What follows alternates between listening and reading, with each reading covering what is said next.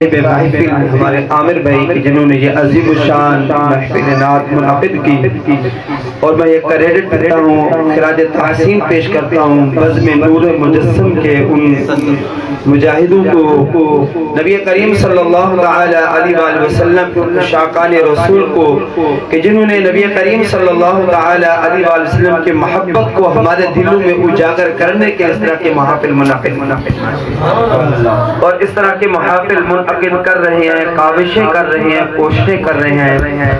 میں دعا کرتا ہوں خالق لم یزل روح القدس کے ذریعے ان کی مدد کرے اور ان کو اور عروج و دوام نصیب کرے۔ حضرات محترم، در حقیقت یہ محافل منعقد کرنے کا مقصد یہی ہے کہ ہمارے دلوں کے اندر ہمارے نبی کی محبت پیدا ہو، ہم اپنے نبی سے بہت زیادہ محبت کریں، ہمیں اپنے نبی کی تعلیمات، ہمیں اپنے نبی کی سیرت کے بارے میں پتہ ہو، تاکہ یہ جو اثاثہ ہے، یہ جو معاملات ہیں، ہم اپنی اولاد کے اندر کنورٹ کر سکیں۔ اگر اس طرح کی محافل منعقد نہیں ہوں گی، اس طرح کی محافل میں ہم شرکت نہیں کریں گے، تو یقین جانیے ہماری اولاد کو ہمارے نبی کے بارے میں کچھ بھی پتہ نہیں۔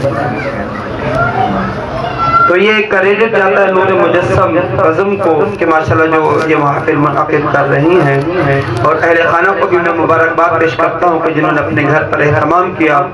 میں نے پہلے بھی ایک مرتبہ عرض کی تھی، شیخ عبدالحق مقدس دہلوی بہت بڑے ولی اللہ گزرے ہیں، ان کے والد تھے عبدالرحیم، یہ فرماتے ہیں کہ مجھے نہیں پتا اللہ تبارک و تعالی میرے اعمال کو قبول کرے یا نہ کرے، ہاں سرکار کی جو منعقد کی جاتی ہے میں اس میں باوجود شرکت کرتا ہوں۔ میرا عقیدہ ہے، میرا نظریہ ہے، میری سوچ، اللہ پاک اس عمل کو قبول فرمائے۔ تو ہم اس طرح کے اپنا ذہن بنا کر آتے ہیں، اپنے عقائد و نظریات کو مضبوط کر کے آتے ہیں، ہمیں ایک سوچ ملتی ہے، ہماری ذہنی تربیت ہوتی ہے۔ تو اس طرح کے محافل میں شرکت کرنا میں یہ سمجھتا ہوں ہم سب کے لیے سعادت کی بات ہے۔ اس پر بھی ہمیں اپنے رب کا شکر ادا کرنا چاہیے، مولا تیرا کرم، تیرا فضل، تو نے یہ سعادت عطا فرمائی ہے۔ حضرات محترم، جیسے ہمارے نقیب محفل ماشاءاللہ زور دیتے ہیں وقتاً فوقتاً، سبحان اللہ، ماشاءاللہ، الحمدللہ، ہمیں اپنی زبانوں کو ان الفاظوں سے تر رکھنا چاہیے، کنجوسی نہیں کرنا چاہیے، اور بالکل اسے سپاٹ ہو کر ایسے پتہ نہیں کیا ہو گیا، یہ مسئلہ کیا ہے، بالکل پریشان شکل بنا کر ہم بیٹھے ہوتے ہیں۔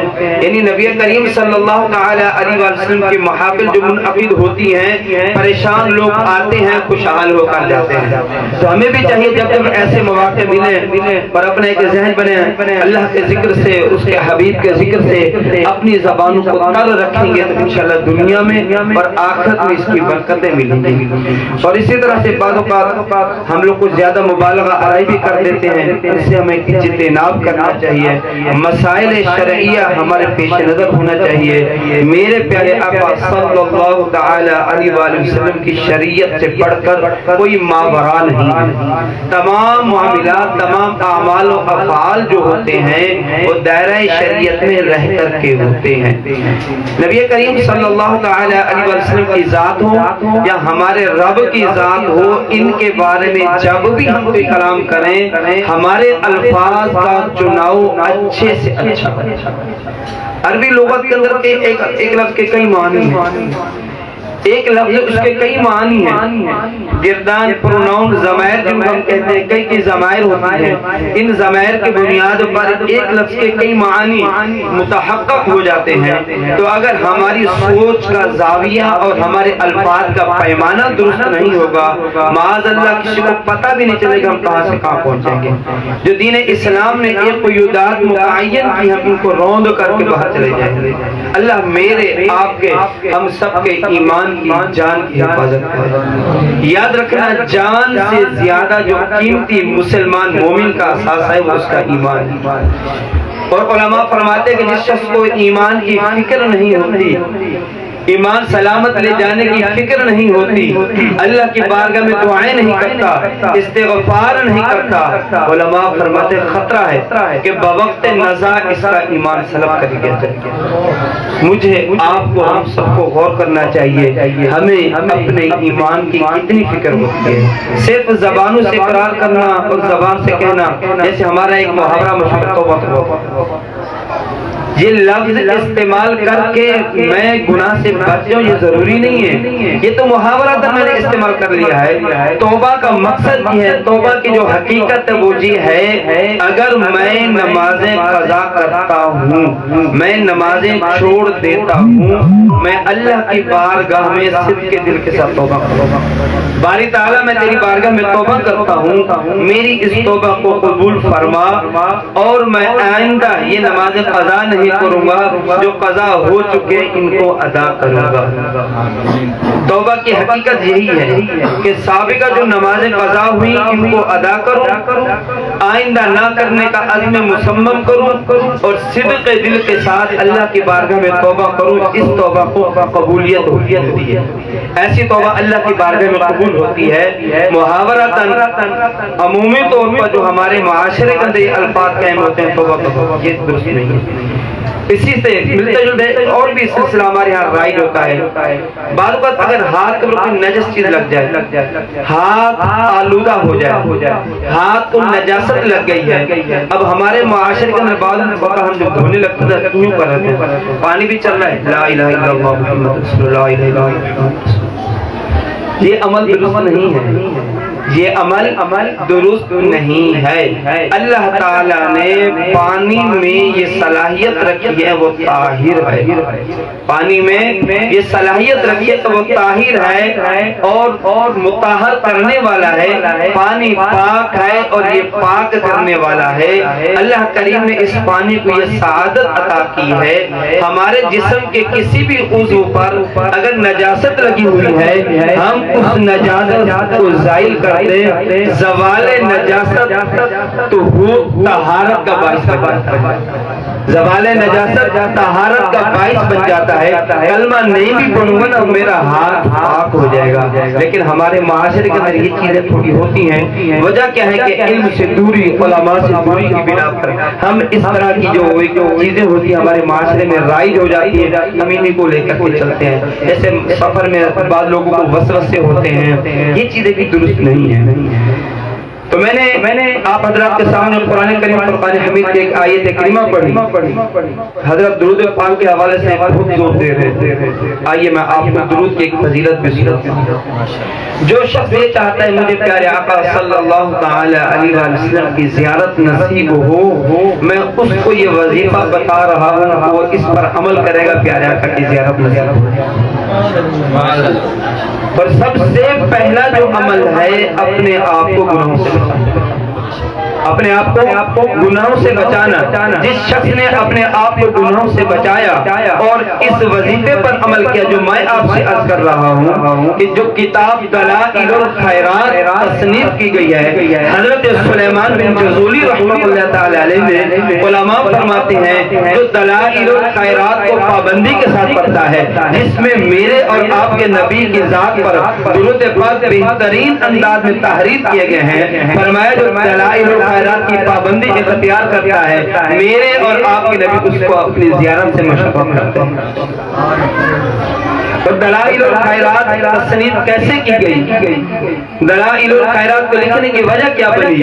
حضرت سلیمان بن جزولی رحمۃ اللہ تعالی علیہ جن کی تعریفوں کے، جن کے اوصاف کے، جن کے کمالات کے ڈنکے زمین و آسمان پر بج رہے تھے، ان کو ایک لڑکی دیکھتی ہے، ایک بچی دیکھتی ہے، یہ گئے ہیں اور پانی نکالنے کے لیے ڈول ڈھونڈ لیں ایک کنویں کے کنارے،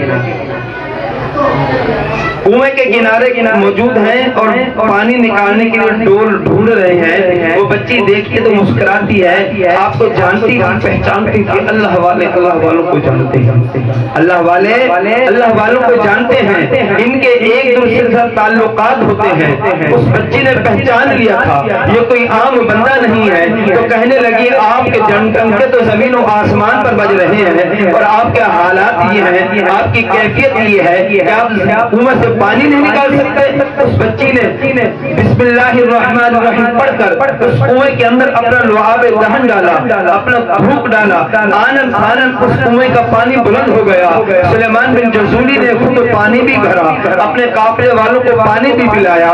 اس کے بعد اس لڑکی سے پوچھنے لگے یہ تو بتا یہ ملکہ کیسے ملا، اللہ نے یہ سعادت کیسے عطا کر دی؟ وہ کہنے لگی مجھے اور کچھ پتا نہیں ہے، میں محمد عربی کی ذات پر درود پڑھتی ہوں، اللہ نے یہ کمالات عطا کر دی۔ سلیمان بن جرزولی رحمۃ اللہ تعالی نے یہ عہد کیا، یہ نیت کی میں نبی کریم صلی اللہ تعالی علیہ وسلم کی ذات پر درود و سلام کی کتاب لکھوں گا۔ آپ نے کتاب لکھی جس کا نام دلائل الخیرات لکھا، اور یہ کتاب سرکار مدینہ صلی اللہ تعالی علیہ وسلم کی بارگاہ میں مقبول ہوئی۔ تو آج بھی اگر ہم چاہتے ہیں کہ ہمیں پیارے آقا کی زیارت ہو، ہم دلائل الخیرات کی پابندی کریں۔ رب نور شریف کا مہینہ بالخصوص، اس مہینے کے اندر ہمیں شمائل مصطفیٰ، میرے اور آپ کے پیارے آقا صلی اللہ تعالی علیہ وآلہ وسلم کا چہرہ مبارک، آپ کا چلنا پھرنا، آپ کا کلام کرنا، آپ کا رام کرنا، یہ سارے کے سارے معجزات ہی ہیں، ہمیں ان کو پڑھنا چاہیے، دلائل الخیرات کا بھی مطالعہ کرنا چاہیے۔ سیرت مصطفیٰ جس کے اندر میرے اور آپ کے نبی کا شجرہ لکھا ہوا ہے، محمد بن عبداللہ بن عبد المطلب بن ہاشم بن عبد مناف بن قصی بن قلاب بن مرہ بن کعب بن لبی بن غالب بن فہر بن مالک بن نضر بن عدنان، یعنی 16 نسبتوں تک کا جو نبی کریم صلی اللہ تعالی علیہ وسلم کا سلسلہ نسب ہے وہ اس سیرت مصطفیٰ کے اندر ہے۔ تو مجھے اور آپ کو یہ معلوم ہونا چاہیے، مجھے اور آپ کو یہ معلوم ہونا چاہیے۔ تو نیت کریں انشاءاللہ درود پاک پڑھیں، درود تاج بھی پڑھا کریں، لیکن یاد رکھیے گا جب بھی پڑھنے کی سعادت ملے پہلے کسی اچھے درست پڑھنے والے کو سنا لیا۔ اگر کسی اچھے پڑھنے والے کو نہیں سنائیں گے تو ہم غلط پڑھتے رہیں گے، تو ثواب نہیں ملے گا۔ ہم یہ سوچیں گے ثواب ملے گا، نہیں، مسئلہ خراب ہو جائے گا۔ ہم کوئی بھی کام کرتے ہیں اس کو سیکھتے ہیں پھر کرتے ہیں، ایسا ہی ہے نا، کوئی بھی کام کرتے ہیں اس کو سیکھتے ہیں پھر بھی کرتے ہیں۔ کسی بھی فیلڈ میں کام کرتے ہیں اس کا پہلے کام ایکسپیرینس لیتے ہیں، اس کا تجربہ لیتے ہیں، سیکھتے ہیں، جو سیکھنے والے ہوتے ہیں ان کے تحت کام کرتے ہیں، پھر جا کر ہم کامیاب ہوتے ہیں۔ تو اسی طرح درست جو پڑھتے ہیں لوگ ان کو سنائیں گے، وہ اوکے کر دیں گے، تو پھر ہمیں پڑھنا چاہیے، بغیر کسی کو سنے ہم پڑھیں گے، ایسا نہ ہو نیکیاں حاصل کرنے کے بجائے گناہوں کا سلسلہ ہو جائے۔ اللہ مجھے اور آپ کو کثرت سے درود پڑھنے کی توفیق عطا فرمائے۔ حضرات محترم، میں نے ایک قرآن کریم کی آیت کریمہ پڑھی جس میں اللہ تبارک و تعالی ارشاد فرماتا ہے انا نحن نزلنا الذکر وانا لہ لحافظون۔ آج ہمارے معاشرے کے اندر ہر طرف فتنے ہی فتنے ہیں، کوئی اہل بیت سے محبت کا دعویٰ کرتا ہے، اگرچہ یہ محفل پیارے آقا صلی اللہ تعالی علیہ وسلم کی ولادت کے حوالے سے ہے، میلاد کے حوالے سے، لیکن اہل بیت کا تذکرہ کرنا یہ بھی سرکار کا تذکرہ کرنا ہے۔ میرے پیارے آقا صلی اللہ تعالی علیہ وسلم کو بہت خوشی ہوتی تھی، چاہے علی المرتضیٰ کا تذکرہ ہو، حسنین کریمین کا تذکرہ ہو، حضرت خاتون جنت فاطمہ الزہرا سلام اللہ علیہ کا تذکرہ ہو، میرے اور آپ کے نبی صلی اللہ تعالی علیہ وسلم کو خوشی ہوتی تھی۔ آپ کے اہل بیت کا تذکرہ کرنا بھی آپ کا تذکرہ کرنا ہے، تو اہل بیت اطہار کے متعلق بھی سنتے ہیں۔ قرآن کریم میں اللہ کریم نے ارشاد فرمایا یہ کتاب ہم نے نازل کی ہے اور ہم ہی اس کے محافظ ہیں۔ یہ کتاب ہم نے نازل کی اور ہم ہی اس کے محافظ ہیں۔ قرآن کریم فرقان حمید کے اندر اللہ تبارک و تعالی نے اپنے آپ کو ہمیں یہ طریقہ دیا ہے، اگر ہم اپنے عقائد و نظریات کی حفاظت کرنا چاہتے ہیں، اپنے تعلق کو قرآن کریم کے ساتھ مضبوط کر لیں۔ نبی کریم صلی اللہ تعالی علیہ وآلہ وسلم نے آج سے 1400 سال قبل ہمیں بتا دیا تھا آنے والے فتنوں کے بارے میں، اور بتایا تھا اے لوگوں جب فتنے آئیں گے تم ان دو چیزوں پر عمل کرو گے تو تم فتنوں سے محفوظ رہ جائیں گے۔ یقیناً مجھے اور آپ کو فکر ہوتی ہے، میں نے کوئی کاروبار سیٹ کیا، میں نے کوئی سلسلہ اختیار کیا، میں نے کوئی فیکٹری بنائی، میری یہ فکر ہوتی ہے اچھے انداز سے میرا کاروبار عروج حاصل کرے۔ جب میرے کاروبار نے عروج حاصل کر لیا اب میری فکر ہوتی ہے کہ میری اولاد اس کو اچھے انداز سے لے کر کے چلے، میری اولاد اس میں ترقی کرے، ایسا نہ ہو کہ یہ کاروبار متاثر ہو جائے۔ یقیناً مجھے آپ کو ہم سب کی یہ فکر ہوتی ہے اور ہونی بھی چاہیے۔ میرے اور آپ کے نبی ہمارا وہ نبی ہے جس نے طائف کی وادیوں میں لہلوہان ہو گیا، ہمارا وہ نبی ہے جس نے ہجرت کی ہے، ہمارا وہ نبی ہے جنہوں نے اپنوں کے ظلم کو بھی برداشت کیا ہے، پتھر کھا کر بھی دین کی دعوت دی ہے۔ میرے اور آپ کے نبی نے اتنی مشکل سے اس دین متین کو ہم تک پھیلایا ہے، اس کی آبیاری کے لیے کوششیں کی ہیں۔ جب دین پھیلنے لگا تو یقیناً اب میرے اور آپ کے نبی کو یہ فکر ہو گئی، اللہ نے دین عطا کر دیا، شریعت کا نفاذ ہو گیا۔ نبی کریم صلی اللہ تعالی علیہ وآلہ وسلم کی کوشش سے لوگ کلمہ پڑھ کر دائرہ اسلام میں داخل ہونے لگے۔ اب میرے اور آپ کے نبی کو یہ فکر لاحق ہوئی، اب دین تو آ گیا ہے، نظام چھا گیا ہے، اب اس کو محفوظ کیسے رکھا جائے گا، اس کو بچایا کیسے جائے گا۔ میرے اور آپ کے نبی نے صبح قیامت تک کے لیے ہمیں یہ وظیفہ عطا کر دیا ہے، اے لوگوں انی تارک فیکم الثقلین، میری آل، میری عطرت اور قرآن کریم فرقان حمید کے ساتھ تم اپنے تعلق کو مضبوط رکھنے کا بھی گمراہ نہیں ہوگے۔ قرآن کریم فرقان حمید کے ساتھ اور اہل بیت اطہار کے ساتھ اپنے تعلق کو مضبوط کرنا تم کبھی گمراہ نہیں ہوگے۔ آج ہمارے معاشرے میں جو فتنے ہیں اس کے بارے میں بھی بتایا گیا ہے۔ نبی کریم صلی اللہ تعالی علیہ وآلہ وسلم نے ارشاد فرمایا، اگر تم ان دونوں چیزوں کو مضبوطی سے قائم رکھو گے، کیوں یہ وزنی ہے، یہ کیا ہے، وزنی ہے، یہ ان کو ہلانا آپ اور ہم سنتے ہیں واقعہ کربلا کے بارے میں، وزنی کتنے ہیں، یزید کتنے تعداد کے اعتبار سے ہے، ان کی قوت کتنی تھی، ان کے کتنے معاملات تھے۔ امام حسین تنہا تھے، امام حسین نے سر نگو نہیں کیا بلکہ شہادت کو فوقیت دی، وہاں پر یہ علم کو بلند کیا۔ اللہ کریم نے بظاہر یزید کو پتا دی لیکن در حقیقت امام حسین کو صبح قیامت تک کے پتا دی۔ تو امام حسین نے سر نہیں جھکایا، تو فرمایا اگر اہل بیت اطہار کے ساتھ اپنے دامن کو مضبوطی کے ساتھ قائم کر لو گے تم گمراہ نہیں ہوگے۔ قرآن کریم فرقان حمید کے ساتھ اپنے تعلق کو مضبوط کر لو گے تم گمراہ نہیں ہوگے۔ گمراہ وہی ہوگا جو اہل بیت اطہار یا قرآن کریم فرقان حمید میں سے کسی ایک کو ترک کر دے۔ آج ہمارے معاشرے کے اندر عجیب و غریب فتنے ہیں، کوئی صحابہ سے محبت کا دعویٰ کرتا ہے، اہل بیت اطہار کے بارے میں عجیب و غریب باتیں کرتا ہے، اہل بیت اطہار سے محبت کا دعویٰ کرتا ہے، صحابہ کے بارے میں عجیب و غریب باتیں کرتا ہے۔ وجہ کیا ہے؟ قرآن کو ترک کیا ہے یا اہل بیت اطہار کو ترک کیا ہے؟ اگر میں اور آپ اہل بیت اطہار سے صحیح معنوں میں محبت رکھیں، قرآن کے فرمودات پر عمل کریں، یاد رکھنا کبھی گمراہ نہیں ہوگا۔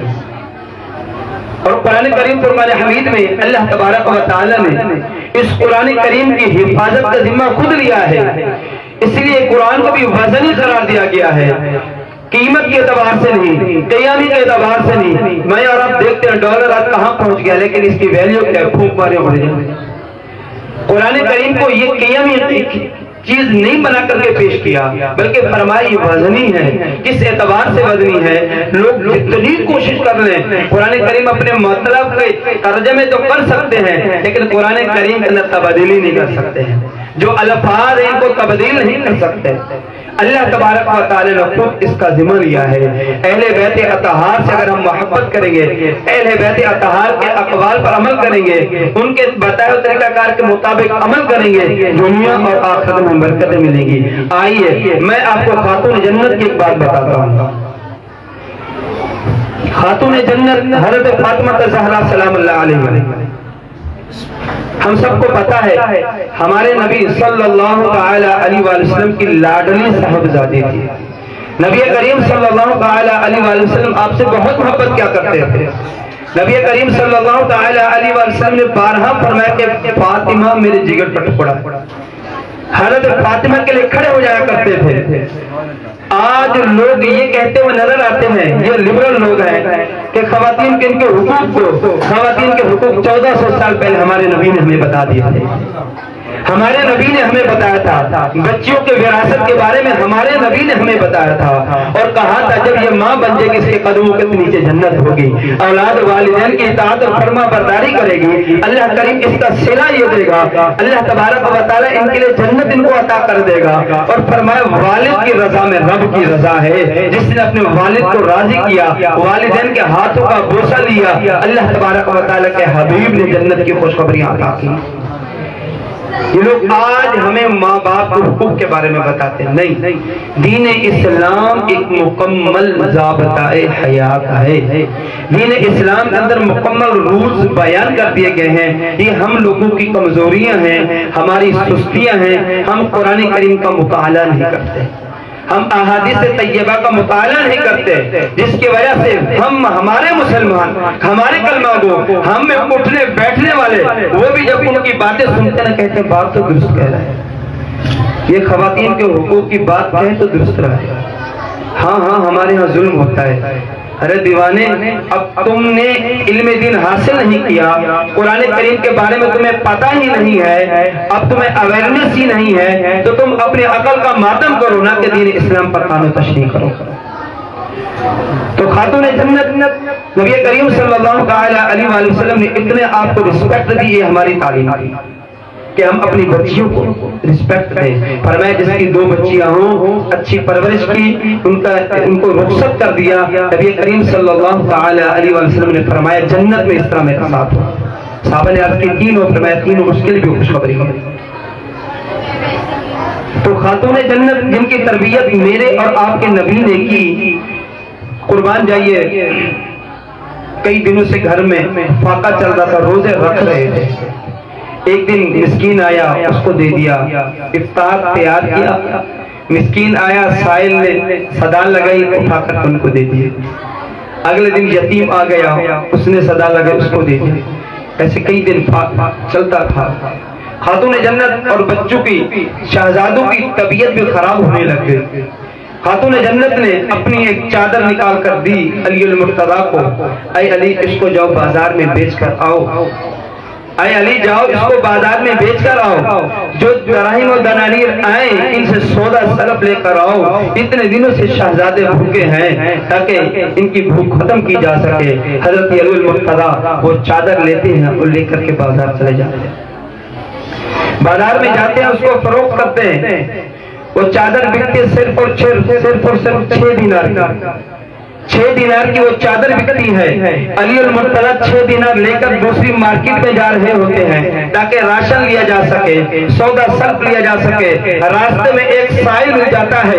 اے علی، اتنے دنوں سے فاقے سے ہوں، آپ کا گھرانہ تو بہت بڑا گھرانہ ہے. اے علی، آپ لوگوں نے کبھی کسی کو مایوس نہیں کیا ہے، رحمت کونین کے تربیت یافتہ ہو. علی المرتضیٰ نے فرمایا کہنا کیا چاہتے ہو؟ کہنے لگا اے علی، بہت دنوں سے فاقے سے ہوں، بچے بھوکے ہیں، کچھ رقم کی ضرورت ہے. کہنے لگا کتنی رقم چاہیے؟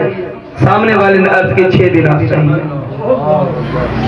6 دینار چاہیے. جیب میں کتنے دینار تھے؟ 6 ہی دینار تھے. میں آرام ہوتے تو سوچیں ہمارے کیا ہوتی کہ مہینے کے آخری دن جب ہوتے ہیں، گھر والوں نے ایک پرچی بنا کر کے دے دی، بھئی یہ چیزیں لے کر آؤ، اور رقم بھی محسوس ہے جیب میں. آگے کسی نے سائل نے آواز کی، کیا ہم اس کی طرف دیکھتے ہیں؟ دیکھیں، ایک جو پیشہ ور گداگر ہے نا، پیشہ ور گداگر، دودھ لینے گئے تو پیچھے کھڑا ہوا ہے، روٹی لینے گئے تو پیچھے کھڑا ہوا ہے.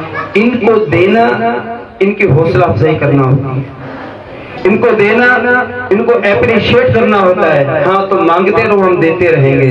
جس کی وجہ سے جو حقدار ہوتے ہیں ان کا حق بھی ختم ہو جاتا ہے.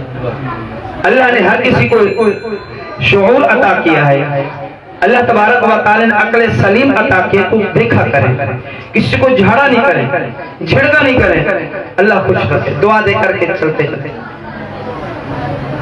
بعض ایسے سفید پوش ہوتے ہیں جو جن کے انداز سے، مانگنے کے انداز سے لگ رہا ہوتا ہے یار یہ حقدار ہے، ہمیں ان کی مدد کرنی چاہیے. اپنے اڑوس پڑوس میں دیکھنا چاہیے، رشتہ داروں میں دیکھنا چاہیے۔ دنیا گلوبل ولیج ہو گئی، ساری دنیا ہمارے قریب آ گئی، رشتہ دار ہم سے دور ہو گئے۔ میرے اور آپ کے نبی صلی اللہ تعالی علیہ وآلہ وسلم نے پڑوسیوں کے حقوق کے بارے میں ارشاد فرمایا، اے میرے غلاموں، جب تم اپنے گھر کو بنانے لگو، اپنے گھر کی دیوار اونچی نہ بنانا جس سے تمہارے پڑوسی کو ہوا رک جائے، تمہارے پڑوسی کے گھر میں آنے والی ہوا رک جائے۔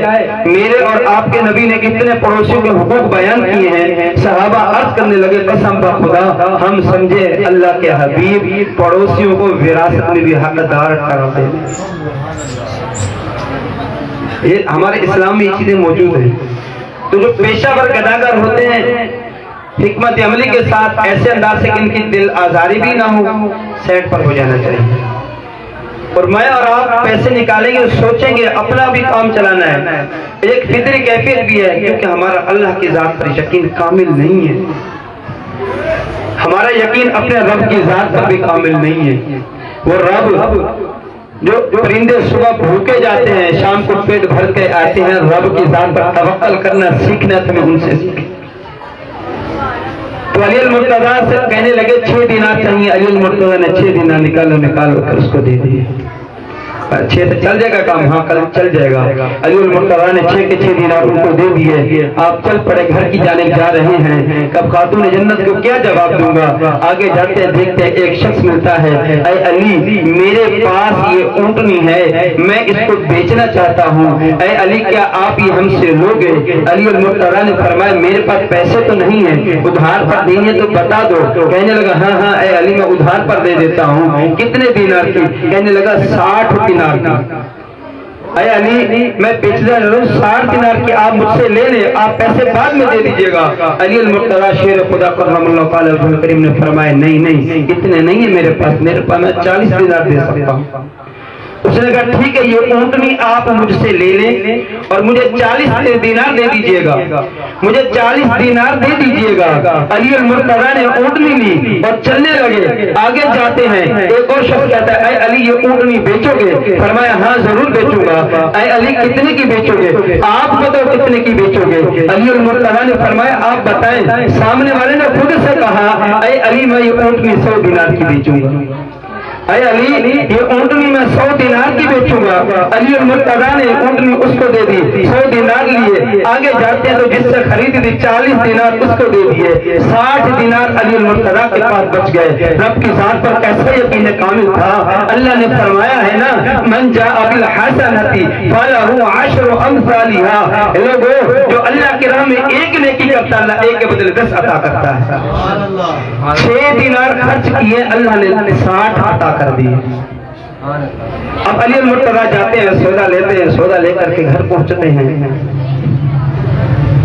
ہم غور کریں ہماری جو آمدنی ہو، ہم گھر میں سودا لے کر جائیں، خاتون جنت تھی نا، سرکار کی تربیت یافتہ تھی نا، ان کو پتا تھا جو کپڑا دیا تھا اس کی مالیت کتنی زیادہ نہیں ہے۔ خاتون جنت نے علی المرتضیٰ کو دیکھا، سودا 6 دینار قیمت سے زیادہ لے کر کے آئے ہیں، زائد سودا لے کر کے آئے ہیں۔ وہ پوچھنے لگی اے علی یہ کیا ماجرا ہے؟ ہماری بیگمات وہ تو خوش ہو جاتی کہ لاٹری نکلی آج سرتاج کی کوئی لاٹری نکلی ہے، وہ تو خوش ہو جاتی ہے۔ وہ ہمارے نبی کی تربیت یافتہ تھی، کہنے لگے اے علی یہ ماجرا کیا ہے؟ آپ نے کیا کیا ہے؟ اس کی قیمت مالیت اتنی نہیں تھی جتنا سودا جتنا راشن آپ لے کر کے ہیں۔ علی المرتضیٰ شیر خدا کرم اللہ تعالی وجہ الکریم نے سارا ماجرا سنایا۔ کہنے لگے اے علی کیا میرے والد کو یہ بات نہیں بتاؤ گے؟ کہنے لگے مجھے پتا تھا آپ ضرور بولو گے۔ یہ اہل بیت کے کمالات ہیں، یہ اہل بیت کی تربیت کا صلہ ہے، ہمیں اہل بیت سے سیکھنا ہے، ہم نے اپنی زندگیوں میں اس کا نفاذ کرنا ہے۔ میرے اور آپ کے محب علی المرتضیٰ شیر خدا کرم اللہ تعالی وجہ الکریم جاتے ہیں اور نبی کریم صلی اللہ تعالی علیہ وآلہ وسلم مسجد نبوی کے ممبر میں بیٹھ کر غلاموں کی تربیت کر رہے ہیں، وعظ و نصیحت کر رہے ہیں۔ علی المرتضیٰ کو دیکھتے مسکرانے لگے ہیں اور علی جیسے جیسے قریب آتے گئے جیسے جیسے قریب آتے گئے ساتھ صدیق اکبر بھی تھے، عمر فاروق اعظم بھی تھے. آج لوگ صدیق سے محبت کا دعویٰ کرتے ہیں، علی المرتضیٰ پر قانون تشریح کرتے ہیں، بعد علی سے محبت کا دعویٰ کرتے ہیں، صدیق اکبر کے بارے میں عجیب و غریب باتیں کرتے ہیں. میرے اور آپ کے نبی نے علی کو دیکھا، میرے اور آپ کے نبی کے چہرے پر مسکراہٹ آ جاتی ہے. جیسے جیسے علی قریب ہوتے ہیں ابو بکر صدیق کھڑے ہو جاتے ہیں. اللہ کے حبیب نے فرمایا قدر والے جانتے ہیں قدر والوں کی قدر، قدر والے جانتے ہیں قدر والوں کی قدر کو. لوگ تو یہ کہتے ہیں ان بزرگوں کے اندر ایسی محبت ہوا کرتی تھی. صرف یہیں پر اکتفا نہیں کیا بلکہ نبی کریم صلی اللہ تعالی علیہ وآلہ وسلم نے حضرت علی المرتضیٰ سے پوچھا، اے علی کیسے آنا ہوا، اے علی کیا کہنا چاہتے ہو، اے علی کیا کہنا. علی المرتضیٰ مسکرانے لگے. اللہ کے حبیب نے فرمایا آپ بتاؤ گے یا ہم بتائیں؟ علی المرتضیٰ نے عرض کی یا رسول اللہ آپ ہی بتائیں. یہ پہلی ملاقات ہے اس واقعے کے بعد، لیکن صحابہ کو پتہ تھا اللہ کے اذن سے، اللہ کی عطا سے ہمارے نبی کی نظروں سے کچھ اوجھل نہیں ہے. تو علی المرتضیٰ نے عرض کی یا رسول اللہ آپ ہی بتا دیجئے. تو نبی کریم صلی اللہ تعالی علیہ وآلہ وسلم نے فرمایا اے میرے غلاموں، علی نے آج اللہ کی ذات پر کتنا کامل یقین کیا ہے، اللہ نے فرشتوں کے ذریعے ان کی مدد کی ہے. اے میرے غلاموں سنو، سارا واقعہ صحابہ کو سنایا. پھر نبی کریم صلی اللہ تعالی علیہ وسلم نے بتایا اے علی میکائیل بیچنے آئے تھے، اسرائیل خریدنے آئے تھے. اللہ تبارک و تعالی کی ذات پر آپ نے کامل یقین کیا. اللہ نے فرشتوں کے ذریعے مدد کی. کیا اصحاب بدر کے جو معاملات ہوتے قرآن کریم میں اللہ کریم ارشاد فرماتا ہے وَلَقَدْ نَصَرَكُمُ اللَّهُ بِبَدْرٍ وَأَنْتُمْ أَذِلَّةٌ. اللہ نے فرشتوں کے ذریعے تمہاری مدد کی. کیا تھا؟ ان کا بھی رب کی ذات پر یقین قابل تھا. آج ضرورت اس امر کی ہے ہم اپنے رب کی ذات پر یقین کامل رکھیں، ہم اپنے رب سے اپنا تعلق مضبوط کریں، نبی کریم صلی اللہ تعالی علیہ وآلہ وسلم کی بتا ہوئی تعلیمات پر عمل کریں، اہل بیت سے محبت کریں، قرآن سے محبت کریں. یاد رکھنا دنیا بھی اچھی ہو جائے گی، آخرت بھی اچھی ہو جائے گی. اللہ کریم ہم سب کو اس طرح کی عظیم الشان محافل اپنے اپنے گھروں میں منعقد کرنے کی توفیق عطا فرمائے. یقیناً آپ حضرات کے علم میں بھی ہوگا انشاءاللہ فرائیڈے آنے والے فرائیڈے کو انشاءاللہ ایک بہت بڑی محفل گورگین سٹی کے اندر ہونے جا رہی ہے مدینہ مسجد میں. آپ تمام نے اس کی دعوت کو عام بھی کرنا ہے، آپ تمام نے اس کی دعوت کو عام بھی کرنا ہے اور اس میں شرکت بھی کرنی ہے. ماشاءاللہ ہمارے وقاص بھائی بھی منعقد کر رہے ہیں. یہ بہت بڑی سعادت کی باتیں ہوتی ہیں. دیکھیں ماہ آیا ہے یہ گزر جائے گا، لیکن یقیناً اللہ کے حبیب صلی اللہ تعالی علیہ وآلہ وسلم کے بارے میں آتا ہے کہ نبی کریم صلی اللہ تعالی علیہ وآلہ وسلم کی شان میں محافل منعقد کرنے کے بارے میں صحابہ نے پوچھا یا رسول اللہ اس سے کیا ہوتا ہے؟ فرمایا جو ہمارے لیے محافل کو منعقد کرتا ہے ہم اس سے خوش ہوتے ہیں جو ہم سے بھی خوش ہوتا ہے. یقیناً یہ محافل منعقد کرنا یہ ہمارے نبی کی خوشی کا باعث ہے. ہمارا نبی خوش ہوگا، میری اور آپ کی بخشش و مغفرت ہو سکتی ہے. یاد رکھنا نبی کریم صلی اللہ تعالی علیہ وسلم کے زمانے مبارکہ میں منافق ایسے تھے نمازیں پڑھنے آتے تھے، بظاہر روزے رکھتے تھے، بظاہر جہاد بھی کرتے تھے، میرے اور آپ کے نبی سے محبت نہیں کرتے تھے، محبت کے دعوے میں کھوکھلے تھے. اللہ تبارک و تعالی نے 1 2 3 نہیں بلکہ قرآن میں پوری کی پوری سورۃ المنافقین کا نزول فرما دیا اور ان تمام کا پردہ چاک کر کے میرے اور آپ کے نبی کو بتا دیا. ہمیں بھی بتا سورۃ المنافقون کو پڑھیں، ایک ایک منافق کے بارے میں بتایا گیا یہ فلاں ایسا ہے فلاں ایسا ہے، بظاہر نیک بنتے. تو عبادات صوم و صلات اچھی ہیں لیکن اس سے بڑھ کر کے ہمیں اپنے نبی سے محبت بھی کرنی ہے اور اپنے نبی کی بتائی ہوئی تعلیمات پر عمل بھی کرنا ہے. اللہ کریم مجھے آپ کو ہم سب عمل کرنے کی توفیق عطا فرمائے. آمین بجاہ نبی الامین وآخر دعوانا ان الحمد للہ رب العالمین.